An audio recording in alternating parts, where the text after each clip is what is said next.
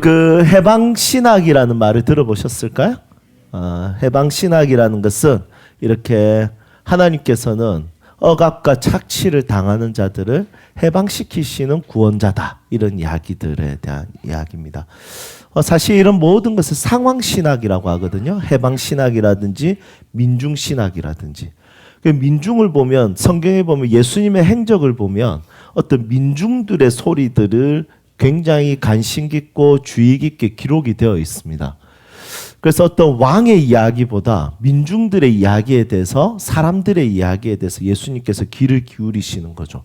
그래서 민중신학자들은 어떤 민주주의라든지 이런 것들에 대해서 운동권을 이루기 위해서 왕에 대한, 지도자에 대한 이것을 반전, 역전을 하기 위해서 이 민중신학을 채택할 때가 있습니다. 해방신학은 사실은 흑인들, 또 억압과 착취를 당하는 자들을 위해서 이렇게 그들을 해방해야 된다라는 어떤 문맥 속에서 추구하는 자들이 해방신학자들입니다. 어떻습니까? 기독교는 해방신학이 옳을까요? 민중신학이 옳을까요?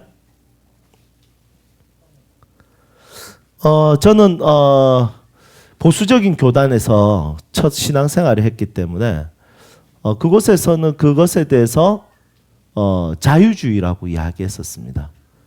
하나님의 해방은 사람의 억압과 착취에 있지 않고 죄로부터의 해방이지, 하나님의 해방은 그런 어떤 사회적 구조라든지 억압과 착취의 해방은 아니다, 이렇게 저는 어렸을 때부터 배워왔습니다.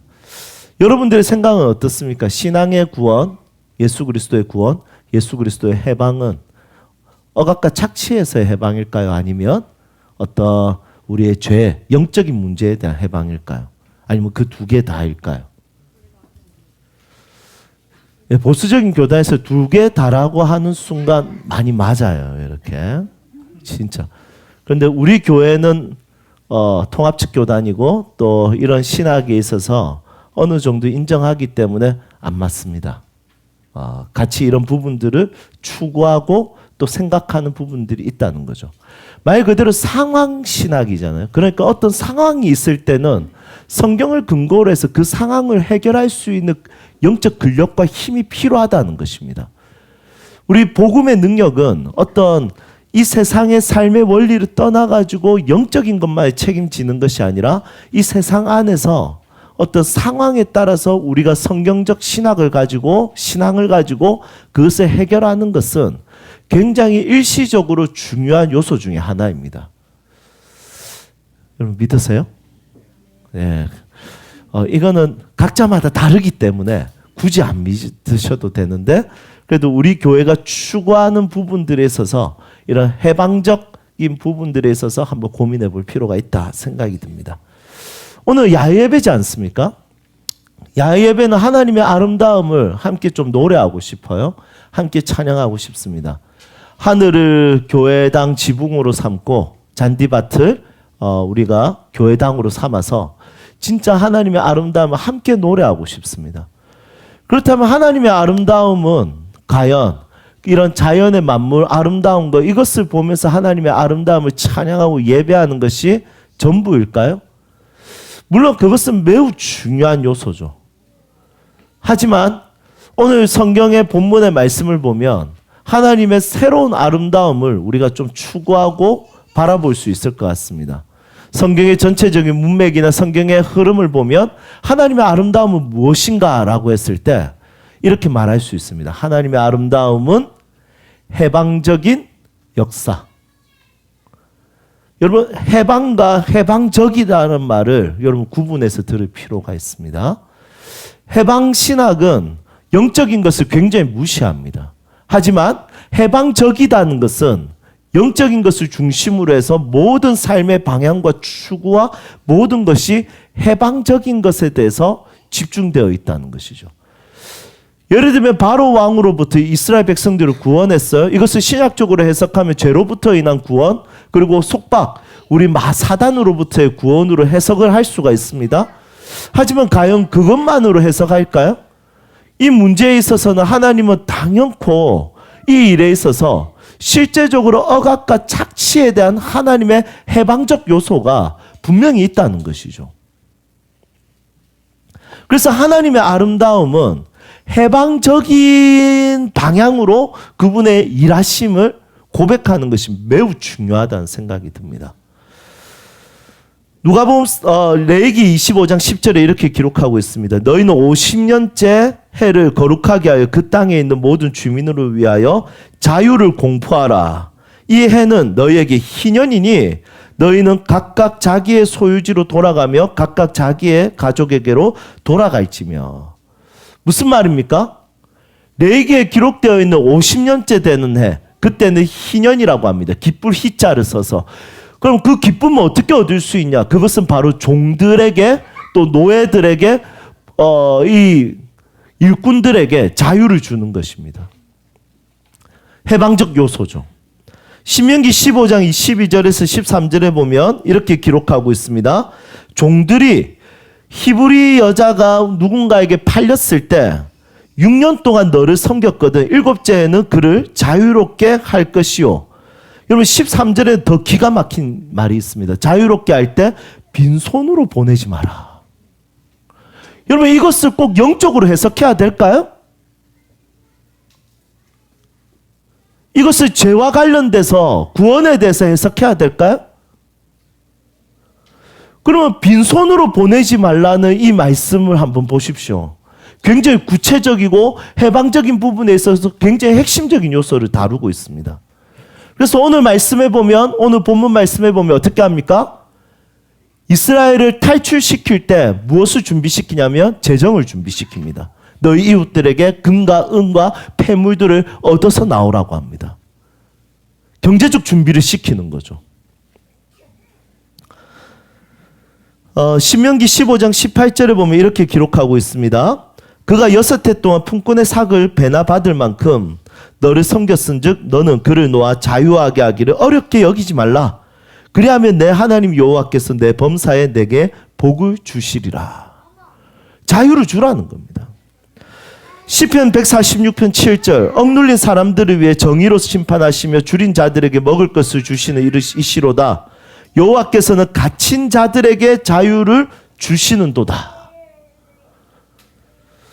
이사야 58장 6절 금식에 대한 이야기입니다. 내가 기뻐하는 금식은 흉악의 결박을 풀어주며 멍에의 줄을 끌어주며 압제당하는 자를 자유하게 하며 모든 멍에를 꺾는 것이 아니겠느냐. 이렇게 이야기합니다. 마지막으로 누가복음 4장 18절 말씀 예수님에 대한 이야기입니다. 주의 성령이 내게 임하였으니 이는 가난한 자에게 복음을 전하게 하시려고 내게 기름을 부으시고 나를 보내서 포로된 자에게 자유를 눈먼 자에게 다시 보게 함을 전파하며 눌린 자를 자유롭게 하고 19절에 보니까 주의 은혜의 해를 전파하게 하려 하심이라 하였더라. 성경의 전체적인 문맥을 보면 꼭 죄에서부터의 자유를 이야기하는 게 아닙니다. 가난과 속박과 억압과 착취에 대해서 하나님은 해방적 방향으로 사람들의 삶을, 문화를, 질서를, 사회를 이끌어 가시기를 원하신다는 것이죠. 여러분, 저는 이것이 하나님의 아름다움이라고 생각합니다. 하나님의 아름다움은 모든 것에 있어서 해방시켜주고 자유롭게 하는 것이죠. 우리의 죄와 우리의 사망과 우리가 가지고 있는 본질적인 영적인 문제를 비롯해서 삶에 일어나는 수많은 억압과 착취. 여러분, 저는 지금도 고민이 뭐냐면 내 편견으로부터 내 아내를 어떻게 자유롭게 할 것인가. 이게 제 고민입니다. 여러분, 이것이 해방적인 방향인 거죠. 가족들에게. 여러분, 지금 목사로서 제 고민은 어떻게 하면 목사로서 가지고 있는 제가 가지고 있는 신앙관, 편견으로 가지고 있는 신앙관에 있어서 성도들을 자유롭게 할 것인가라는 고민을 하고 있습니다.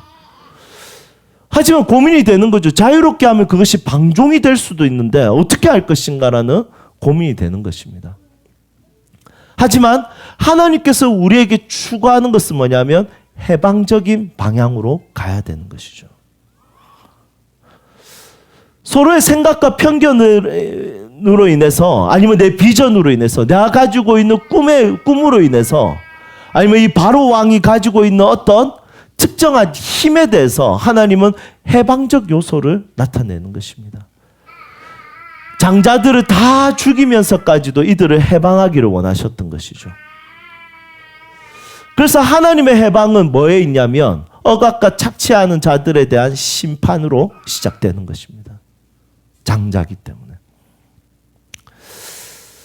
여러분, 우리는 이 문제에 있어서 계속해서 복음에 대한 문제, 해방적인 요소에 대한 문제에 있어서 우리는 우리의 죄와 우리의 사망과 사단 권세 아래에 있었던 그것에 대해서만 우리는 해방되었고 자유를 얻었다는 것은 매우 협소적인 생각입니다.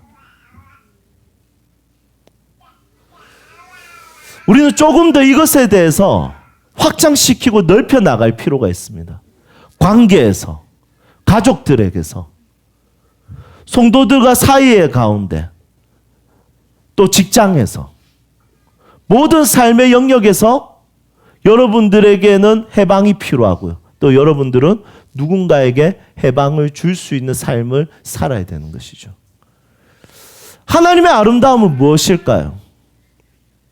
하나님의 아름다움은 저 놀라운 태양을 만드시고 저 자연을 만드시고 다 아름답습니다. 하지만 하나님의 아름다움은 성경의 전체적인 맥락을 보면 묶인 자를 풀어주고 갇힌 자를 자유케 하는 것이 바로 하나님의 해방적 아름다움이십니다.